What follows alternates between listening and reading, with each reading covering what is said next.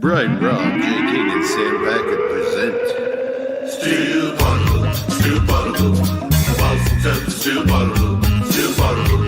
Oh yeah! Steel Bottle, Steel Bottle, Boston Celtics, Steel Bottle, Steel Bottle. And a 19. Jalen Brown, D. White, Crazy Joe. Steel Bottle, Steel Bottle. With Tatum coming back. Hugo. Steel Bottle.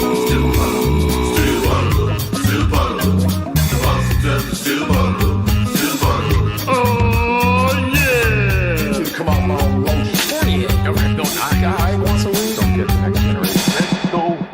Let's go, your family Celtics. Let's go, baby. Let's go. Your family Celtics. Let's go. Oh, welcome back to Still Potable, the best Boston Celtics podcast here on Al Gore's Internet. I am Sam Jam Packard, professional sports fan, and I'm joined by two of the best of the Celtics beat from The Athletic, Jay King, ladies and gentlemen, and from MassLive.com, Brian B. Robb. They've both been covering the Celtics for more than 10 years. I've been talking about the Celtics on podcasts for more than 10 years. Together, we are Still Potable, bringing you 30-plus years of Celtics talk experience. You can find us twice a week here on the CLNS Media Network or on wherever you get your podcasts, Spotify, YouTube. But if you want more Celtics talk, if you like what you are hearing today, please join us on our Patreon, patreon.com/stillpotable. We got podcasts for you every single day of the week. J and B Robs, they're in the scrums. They're interviewing Brad Stevens. They're at the practices. And we got tremendous content for you. We got game recaps. We got a chat community. So again, if you want to join that community, patreon.com/stillpotable. Because we're on the CLNS YouTube today, we are brought to you by our friends at Prize Picks. Use promo code CLNS to get $50 off, or not $50 off, $50 in bonus money after you play your first $5 lineup.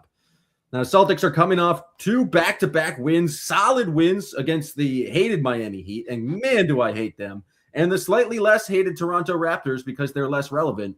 Do you also hate the Miami Heat players who played the other night?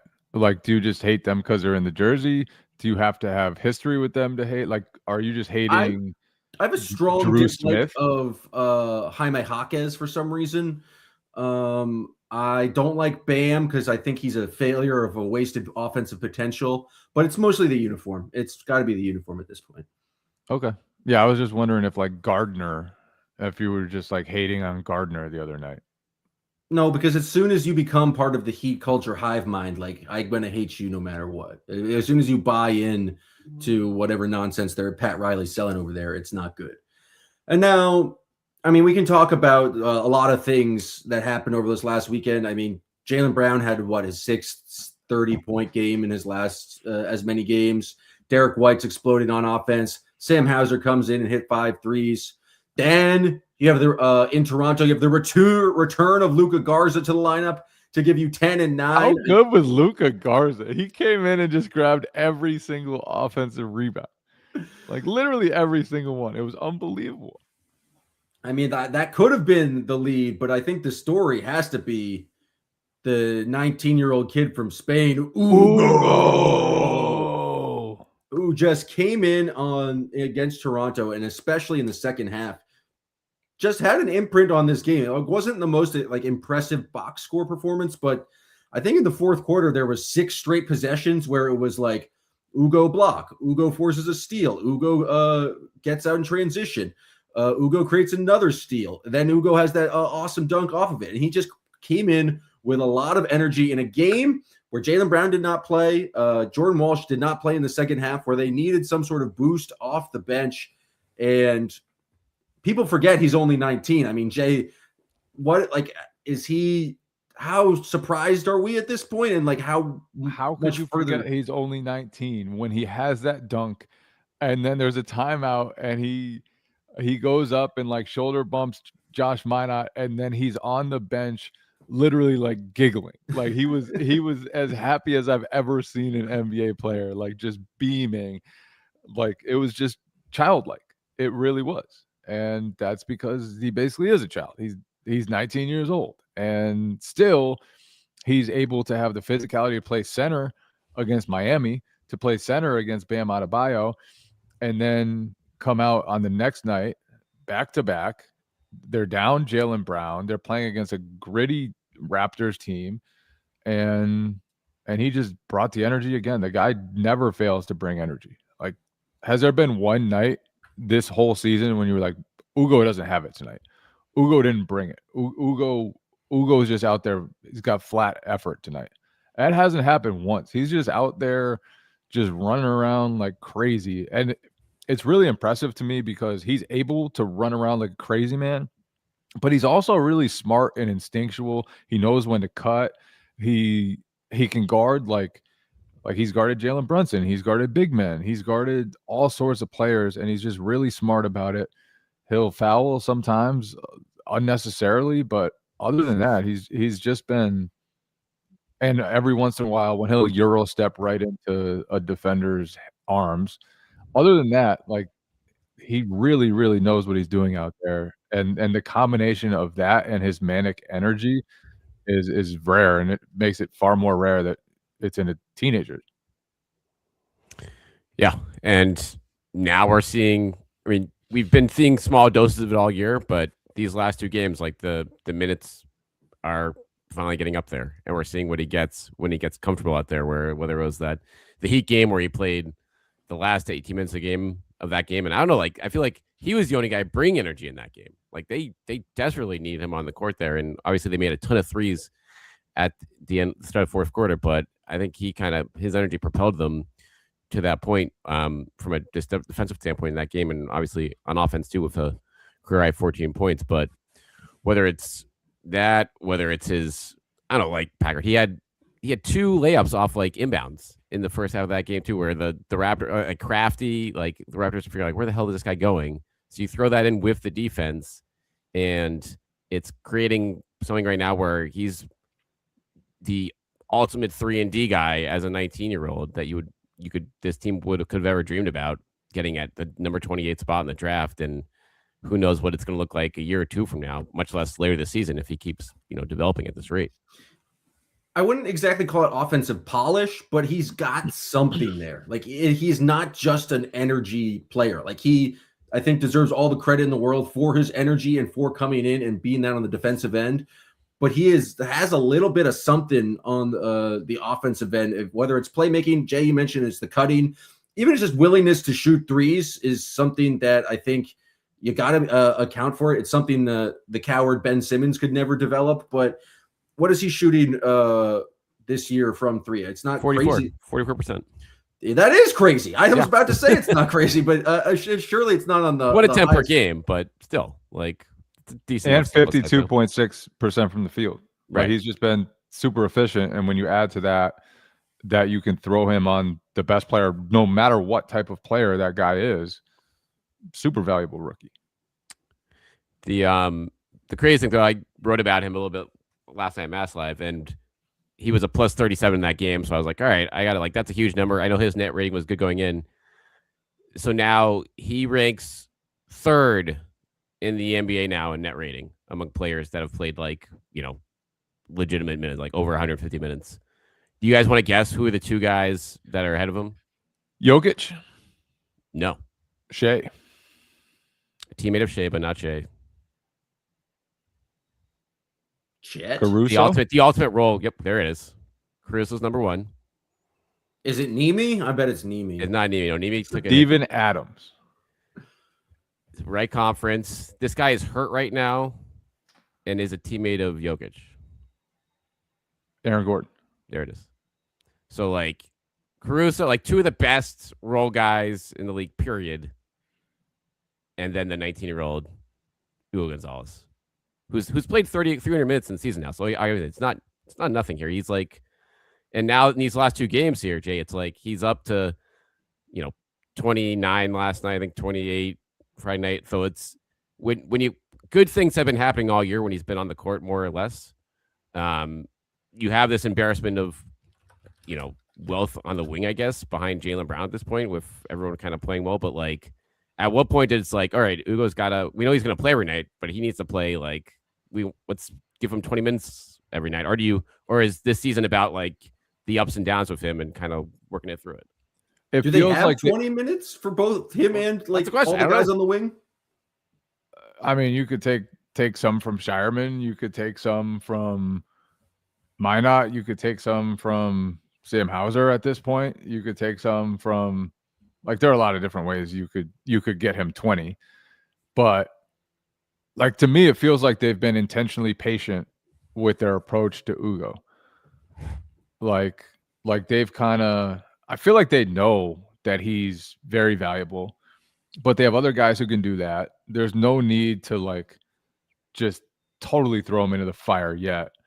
And to the point where, you know, his vulnerabilities, like they're just kind of like letting him ease into things, I feel like. And now they're starting to ramp him up. And the last couple of games, it's like, wow. Like he can do more when he's out there more. And he's made a difference almost every time he's been on the court this whole season. One way or another, he's out there making plays, and he's just an impact guy. And it almost reminds you of Marcus Smart a little bit, like things are always happening. Good things are always happening when Hugo is defending. And he always brings an energy, a physicality. Like, you can just count on him for that. And that's super impactful. And they have other guys for that. They have other young wings who are competing against him that won't always let him get a ton of minutes, but he's earning more. And I feel like we've had this with, like, every wing so far, right? Pretty much. It's like Jordan Walsh, can't take him out of the starting lineup. Then it's like Josh Minot. Wow. He like, you need that guy out there. And now it's Hugo, and it's his turn. And I feel like all these guys are good enough to have it be their turn. And that's the depth there is becoming a luxury, which is crazy. It's crazy. I think that's also why they're not going to guarantee Hugo 20 minutes. It's like, we got other guys on the wings who, like, one might be better for matchups, but you have to earn it every night. And Joe's, like, I think Walsh has done enough to earn the starting spot, but I think if Hugo messes up a defensive rotation or doesn't box out, I think Joe Mazzulla is going to be very willing. You think so? Joe? I think he might do that. I think he might be willing. Yeah. Might have a quick hook with his young wings. And I think it's helpful to have, I don't know exactly what Shireman does on this team, but he's out there. He does some stuff I mean, from time to time. The crazy pass, I mean, just putting together amazing highlights on the break. That pass to Hugo, that was, I mean, that followed up like a pretty brutal stretch of basketball for him, but that obviously is going to be the only thing everyone remembers about that game from him.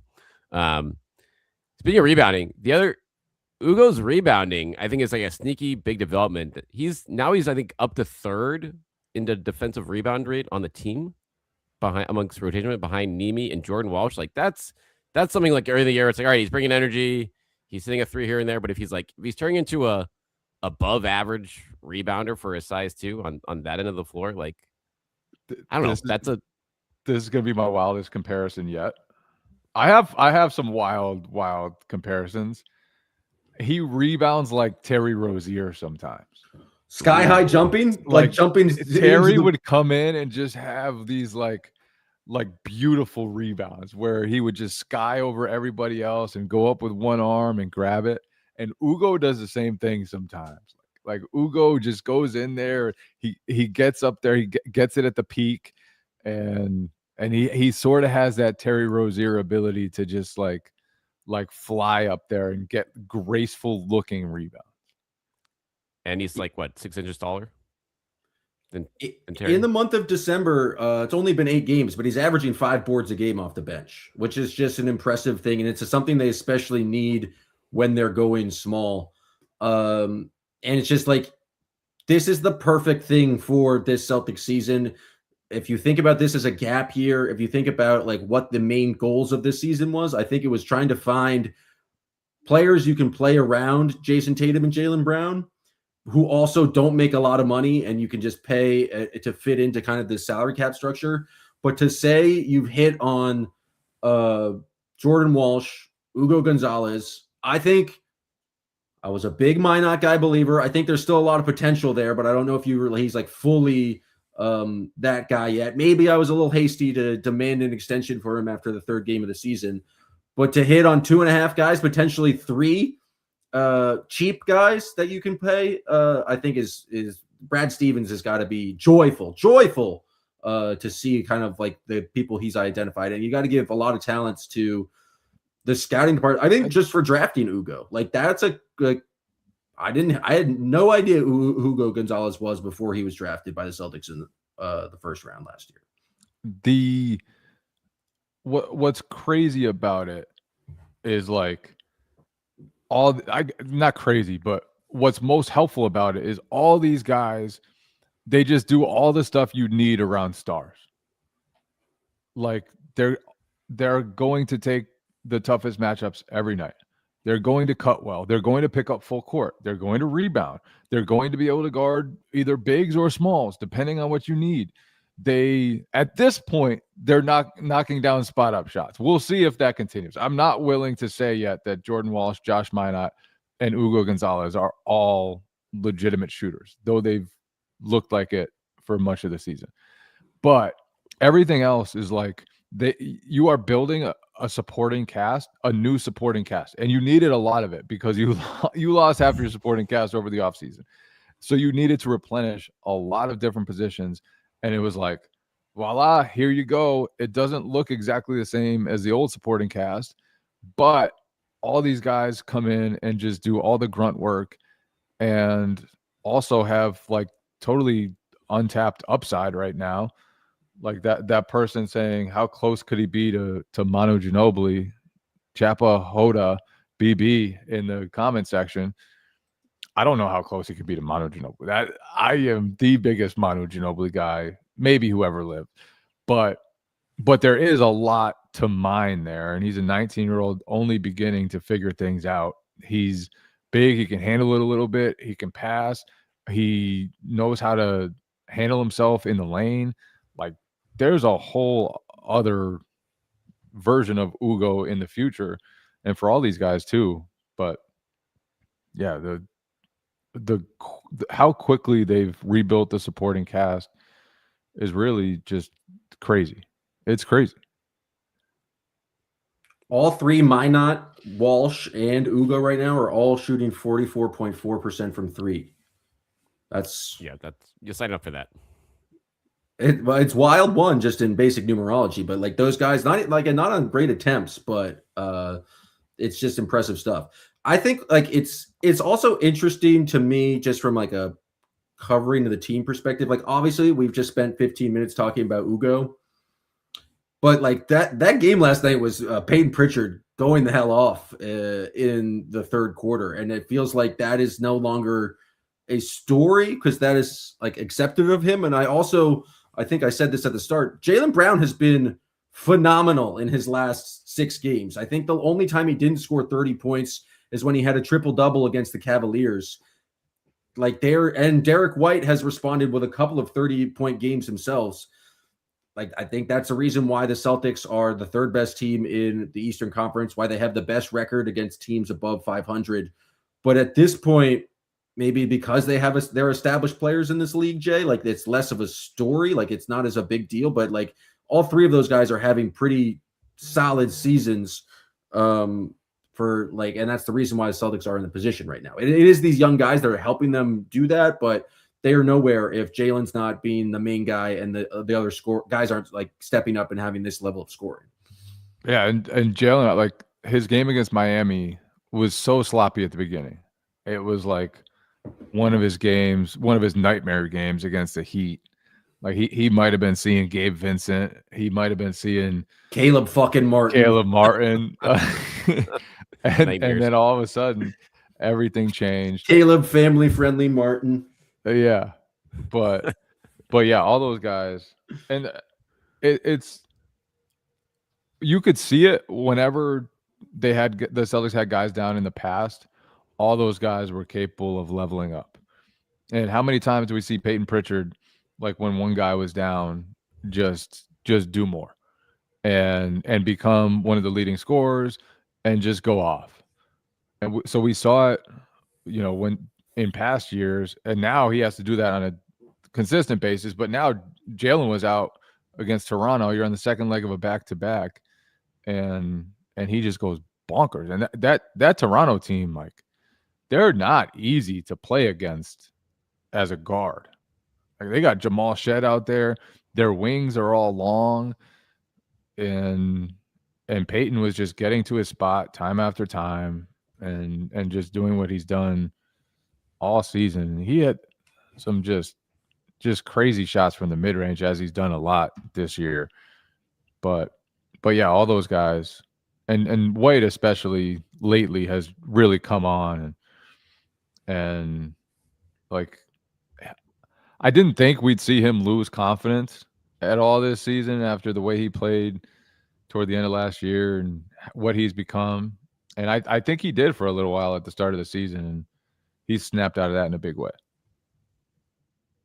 Yeah, it's kind of wild over the course of that game, just how much happened from that progression of like Pritchard carrying in the third quarter, then White just took over in the fourth, and then you had the guards. Like, it was really like just the ultimate like mishmash of positive things around. But White's, it was such a team win. It was exactly without it. Like, that was on the back to back.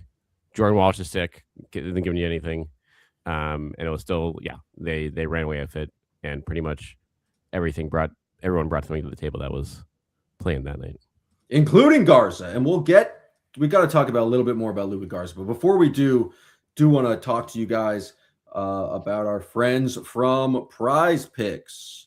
Prize Picks is the best place for you to be correct with your takes on the internet. And in this holiday season, it's the best time of year for sports. You have bowl games, you have the basketball matchups, you have the football playoff pushes. It's all happening at once. And so when you guys are out there making decisions every day about what gifts to buy, what to eat, what game to watch, there's one place where it feels good to be right, and that is Prize Picks. Prize Picks now has early payouts. If your lineup gets off to a hot start, you may now have the option to cash out those winnings before the game even finishes. It's very easy. All you need to do is pick more or less on a bunch of different statistical categories. You can do fantasy score, free throws made, field goals attempted, Hugo dunks, turnovers if you wanted. You can even go cross sports. So if you want to do a Drake May, Jaylen Brown spectacular, you could do that as well on Prize Picks. It is simple to play. You get your picks right, you can cash in. Go to the Prize Picks app today. Use code CLNS to get $50 in lineups after you play your first $5 lineup. That's code CLNS to get $50 in lineups after you play your first $5 lineup. Prize Picks, it is good to be right.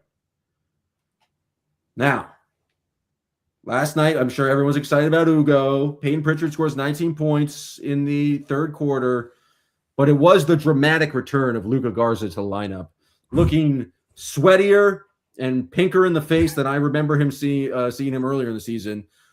But kudos to him to pick up, 9 offensive rebounds in that game? Like, just getting absolutely everything. Utterly dominant. 10 total rebounds. I think they said on the broadcast he was just the third player all year to have 5 offensive rebounds in the first quarter. And he did it off the bench. You know how hard that is to do it off the bench?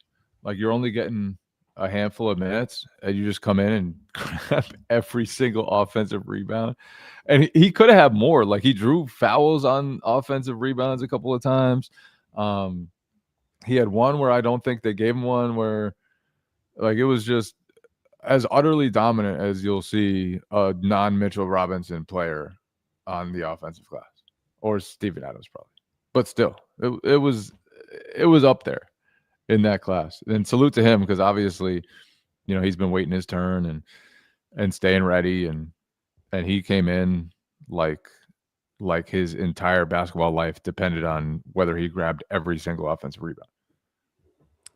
And I'll tell you what, I don't know if he's going to sit out for 5 more games after this, but like, that was something where the Celtics in this stretch were looking, we wonder again how long the small ball sustainability is. And this was a night the Celtics shot 30% from 3 in this game for all this positive talk. And we're like, oh man, this is like no Jaylen Brown, can't hit 3. This is a disaster. No, but Garza has this skill.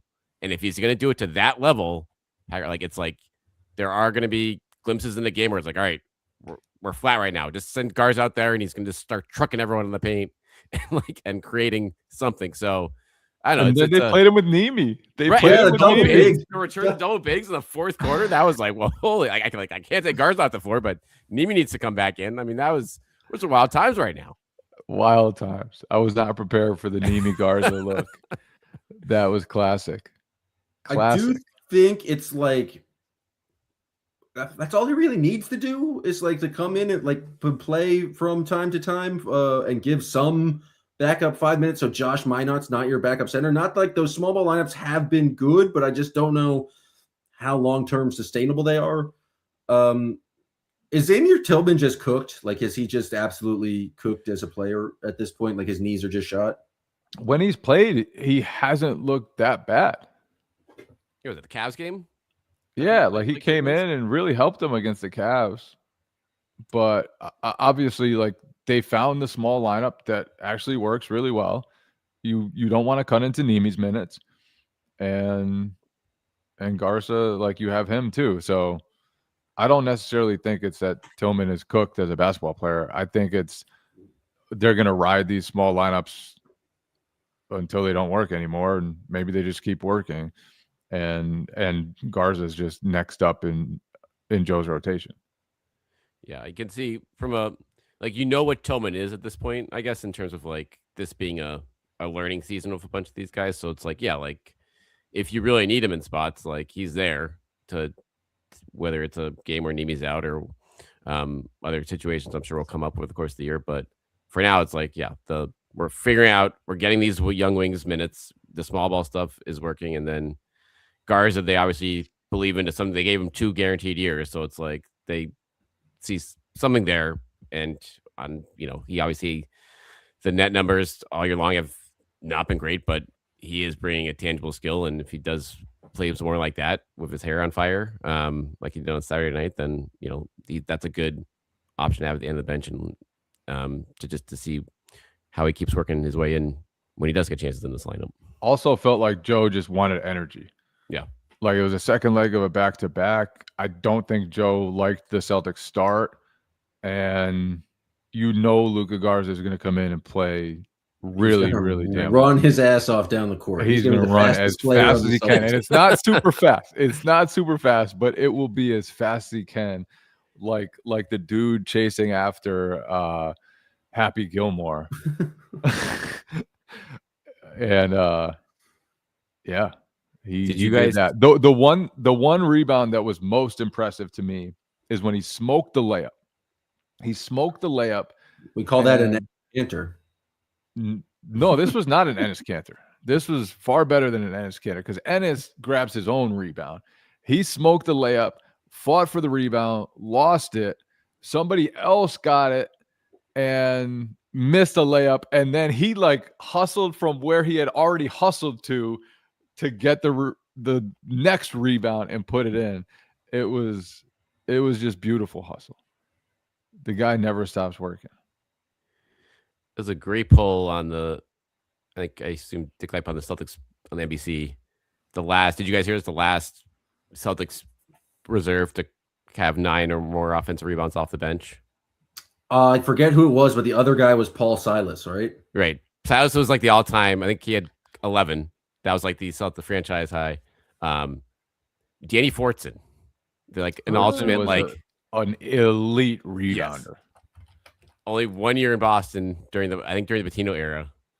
But yeah, that was a pull of like a guy like what does Garza remind you of? Like, yeah, like a Danny much Fortson. less athletic version of Danny Fortson, the undersized monster offensive rebounder. Danny Fortson this is my bad. I jumped the gun. I was gonna be like Danny Fortson in 2000, 2001 on the Warriors averaged 16 rebounds a game. But then I looked over and he only played 6 games that year. So that's a crazy 6 games. So crazy. That's a lot of rebounds in 6 games. And he averaged 11.7 rebounds the next year in 77 games. Well, how many rebounds? That's just crazy amount of rebounds to get in 6 games. 18, 17, 11, 14, 17, and 21. And then he's out for the rest of the year. That's tough. Stick a fork in him. I got one more kind of Danny question Fortson about the really rotation. rebound that fucking good.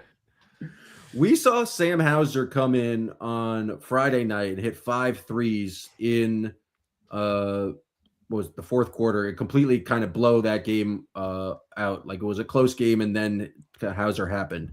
Hauser's pretty much playing the same amount of minutes this year as he did last year in the kind of star-studded version of the Boston Celtics. But he's not been like a consistent guy. I mean, I guess when he's been healthy, he's gotten a chance, but it's not like he's go-to, because we talked about so many different wings. He also kind of has the perfect contract in terms of trying to trade him. He makes what, $10 million a year? He's a valuable just because of his shooting ability, even though his shooting way worse percentage-wise this year. He'll probably end up above 40 because he always ends up above 40. But what is this, like, his role on this team? And like, he seems like a pretty chill guy, but he probably is frustrated, like seeing a bunch of like different athletic wings. It's kind of a new system where they need these kind of super aggressive, like switchable wings. Like, he's not bad defensively, but he made sense more when the offense, I felt, was like slower, and he just needed to spot up when so much attention was going to Jason Tatum. I just don't know. Come back at some point. Jason Tatum. So do you think they're just like waiting for Hauser to be unleashed when Jason Tatum returns? No, like Hauser is still helpful. Hauser always needs to be accounted for. Hauser is in the right spots defensively. All these other guys are getting the attention because they do loud things, and they're new. And they're new, and they've all played well. But Hauser has proven that he can hold up defensively at the highest level. He has proven, obviously, without a doubt, that he's one of the best shooters in the NBA. And, you know, like that's pretty helpful. So obviously with contract situations, and maybe they want to dive under the tax, who knows? Like, you could see a Hauser trade, or they could explore the Hauser trade market at least. But if they do, it will be while fully knowing that Sam Hauser is a helpful basketball player, and that Sam Hauser helps you win not just in the regular season, but also like in real games against real teams. And as good as these young guys have been, that hasn't been proven yet with them. And also, like, how much is their shooting going to be a problem at the highest levels of basketball? We don't know, but we do know that Hauser can play and can hold up and can be useful in the finals. And that's a pretty big deal. Yeah, it's a fascinating subplot. And honestly, the whole wing situation for them is, you know, before the season started, you're like, all right, this is an area that needs to be addressed at some point. You hope you find something in these guys, but like, you're gonna have to add another body on this front like next year. Now it's like, are they pretty much good there? I would say. I mean, we'll see what it looks like in another couple of months, but that's really no longer needed. And now you're almost like, just big. Do you have an excess there? That's what makes it interesting. There? And not just Hauser. Like, you have when obviously Tatum comes back, maybe not this season, but that's 36 minutes a game. You're having trouble getting enough minutes to pass around here, even when you're playing small ball lineups. So you're gonna have an excess by next season, regardless. And so Hauser's the proven track record. I'm with Jay in terms of like, yeah, you consider it. If you get a good deal for Hauser, if it leads to you getting the next big man in the future, then you have to consider it. But if not, then it's like, all right, well, maybe one of these younger, intriguing wings, like with other stuff, helps you get that next center, because that's obviously the bigger you have. So like, you have a lot more flexibility or maneuverability here than you would have expected if you're Brad Stevens in the front office as you're evaluating all this stuff for the next couple months. I think that's the thing, is that Hauser is good and a known commodity, and like every team is going to want to add shooting at some point. And so you don't need to trade him, but I don't think you are like, it's a devastating loss, especially if you can add kind of more depth to the big man position. And just given his contract, it's just much easier to match salaries with a Hauser contract. And so I think he has value there as compared to some other guys. And maybe, you know, teams would want to take a take a flyer on someone who's younger and has more upside, one of the other wings. But I'm just thinking in terms of trying to facilitate a deal. Someone might be willing to take on that Anthony Simons contract if they can get Sam Hauser on like a pretty reasonable deal for that type of shooting at the same time. But couple good games for Simons too this weekend from a from a team standpoint, obviously from a trade value standpoint too. He, obviously him and Hauser closed the end of that Heat game, was in that group that got going in the fourth, and now I think it was like item 6 in Toronto, but I think he played, pretty well and made some tough shots in that game too when they needed him to. He's solid for like 8 points a game at this point. That's all you can ask for. So much more from Anthony Simons, but he's not been terrible. He just hasn't been amazing. I want to do a hard pivot to. Did you guys see Joe Mazzulla talking about how he's been in the market for a wolf to patrol his property? Yes. My question is to you guys. I don't need a wolf. I am a wolf. Well, if you had to get some sort of wild animal to add to your property, what would it be and why? Oh, well, we've had some coyote run-ins in my neighborhood. So you need something bigger than a coyote. Something that can defeat a coyote. Yeah. So, I mean, coyotes are little tiny things, aren't they? They're like a mid-sized dog. Like it was funny. Like I was walking my dog. It was probably like 11 o'clock at night, and they just came over and went like face to face with each other. But it wasn't my dog wasn't scared. So it definitely. Yeah, I feel like I would slap a coyote if I needed to. They go after little dogs though. Like there's warnings out there. Don't leave your little dog out alone because they will eat them up. So I don't know. I'm going with a hippo. I was at the Camden Aquarium this weekend and saw 2 hippos. Those are some ferocious beings, and they've got some size on them. They'd mess you up. And so if I got first I need to get a moat, and then I need a hippo to live in that moat. But a hippo, I think would be the best protection for my South Philly row home that I'm currently in. I would have a lion. Lions don't concern themselves with the opinions of sheep. Did you not ever heard that one? Yeah, that's how I. All right, the final thing I wanted to talk about is, do you guys see that Jaylen Brown has now gone into sponsoring a hair regrowth product? I think that's just the best way to lean into a bit. And he said he has blessed these people with the greatness of champions by leaving the hair on their bodies. Was this the plan all along, though? Like, did he? Oh, viral marketing campaign. Yeah, like the marketing campaign. I kind of think, given how blatant it was, which would be very like, genius. I hope he made a fortune off it if that's the case, because that is like shameless and ultimately hugely effective. Because obviously, it happened like 3 games in a row where it was everywhere. There's no way that. And he deliberately rubbing the head across his jersey.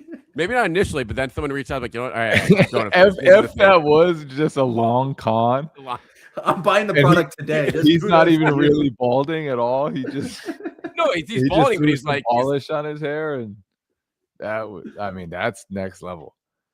That's like, next level. I gotta. Well, how can I? No, he knows he's balding. It's like real, but it's like, all right, how can if I'm going to do this, like, and do this virally, I want to like make a fortune off it or whatever. I mean, he is streaming now. He probably has been thinking about like viral moments. I think.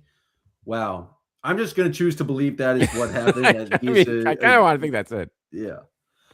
We're recording on Sunday night. The Patriots are about to play. If you guys tuned in last week, the Patriots got up 21-0, and Jay King had a lot to say about the greatness of the New England Patriots. And Jay, if you just want to remind the viewers what subsequently happened in that game. Nothing of importance. Not a single thing of importance. Who's still ahead in the AFC East? The Patriots. Who's still going to win the AFC? The Patriots. Who is going to still win at least 6 Super Bowls with Drake May? The Patriots. This is what happens in New England. The quarterback wins 6 Super Bowls. He's incredible for 20 years. Then he goes to Tampa Bay, finishes out his career strong. It's a pattern. It happened before Tom Brady too. It's just always. Mike Vrabel will one day find a 23-year-old, 24-year-old girlfriend, and go to her cheerleading. I just don't understand how you talked so much crap last weekend and then they lose and give them a big lead, and then you just come back before the game's about to start tonight. You don't have the brain of a fan anymore. Like, you just don't think of you like, where's your superstition? What are you talking about? Where's your superstition? I am not dumb enough to think that the world reacts to something that I do. That's having the brain of a fan. That's having the brain. I'm not arrogant enough to believe yes, that the you world are. changes because of something that I say. No matter what I say, no matter what I do, the Patriots are going to win the Super Bowl this year, and 6 with Drake May, and at least 6 with Drake May. That's it. I don't think people understand yet how good the Patriots are and how great Drake May is going to be. And what happened last week against Buffalo is insignificant. I've had people from Buffalo in my mentions all year long. I got put on freezing cold takes or whatever that is. I got community noted, which is ridiculous. I never said that the Patriots won the game. I did not say anything inaccurate in my tweet, and I was community noted. But the Bills fans think they can say something? What the heck? You can't even get to the Super Bowl. You cannot even get to a Super Bowl. Josh Allen has never been to a Super Bowl. Neither is Drake May. This is why the Bills fans are so excited. That was their Super Bowl. Beating the Patriots is their Super Bowl. It's an embarrassing city. It's an embarrassing franchise. It's an embarrassing fan base. And they should get out of my mentions and start worrying about firing McDermott and getting a new supporting cast that will actually have a chance to win something, because honestly, it's embarrassing to be as good as they have for as long as they have and not be clutch enough to finish it off. But the Patriots will, and that's the difference between me and them. I've watched winning football my whole life, and they've watched runners-up, AFC runners-up, not even real runners-up. Well, we'll see what happens tomorrow. If Jay will get more people in his mentions, I hope he gets community noted again. Jay, can you tweet something just outlandish about the Baltimore Ravens right now to see if you get freezing cold takes, and we'll revisit this later this week. If you want to, hold Jay to the fire for his takes, or if you just want to hear about how the Celtics play against the Indiana Pacers, you want more content from us about what's going on in Celtics practice, go to the Patreon, patreon.com/stillpotable. We appreciate the kids, the gods, and the legends who are part of the Patreon community, part of the Patreon chat community, who are talking all throughout Celtics games. We appreciate you guys tuning in here on the free feed. If you like the show, please subscribe, rate it 5 stars. Subscribe to our YouTube. It's at YouTube /stillpotable. We appreciate that. Still trying to grow the YouTube. We appreciate you guys tuning in. We'll see if Jay's prediction is right. We'll see if the Celtics keep on ripping off wins. I think they got 2 straight games against the Pacers, so that should be easy wins for the Celtics. But we appreciate you guys tuning in to this episode of Still Potable. Still Potable, Still Potable, the Boston Celtics Still Potable.